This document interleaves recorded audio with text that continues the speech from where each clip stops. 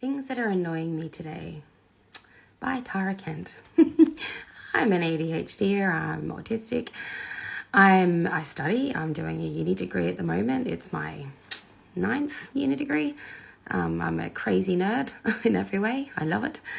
Anyway, the latest one I'm doing is in autism. I won't name the university or anything like that. I'm not interested in shaming anybody.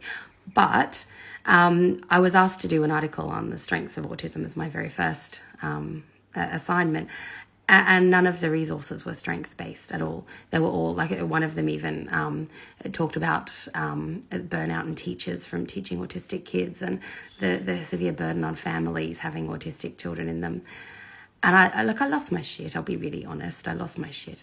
And my assignment very much was about how the biggest issue in strength-based research in universities is that universities have no clue what strength-based means with regard to autism. When you look at us constantly from a neurotypical lens, then all you see is deficits.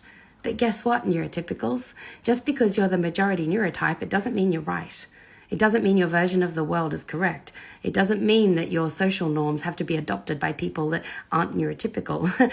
The majority, like surely years and years and years ago, we stopped going by the majority to make up all our rules. Surely, you know, with issues we've had with sexism and racism and all these things over the years, like why is autism the next thing? Why is this the next thing that we can see a whole history of systemic abuse towards a neurotype? It's ridiculous. There's countries like Australia that won't let people into the country because they have autistic children and they think it's too much of a burden on the health system. And yet they let white bogans in who are a significant burden on the health system due to alcoholism and drugs. You know, I don't know if the autists have really, trumped that one over the alcoholics and the drug addicts that are causing a massive impact on our health system. It's next level. Yet we get highlighted. We get targeted.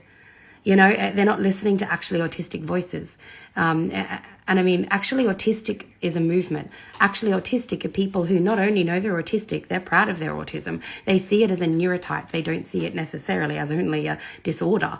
They see it, they understand the monotropism as the theory of mind, not the deficit-based criteria that the DSM promote. Actually autistic people use identity-first language. We're okay with being autistic, and we kind of say that pretty early on.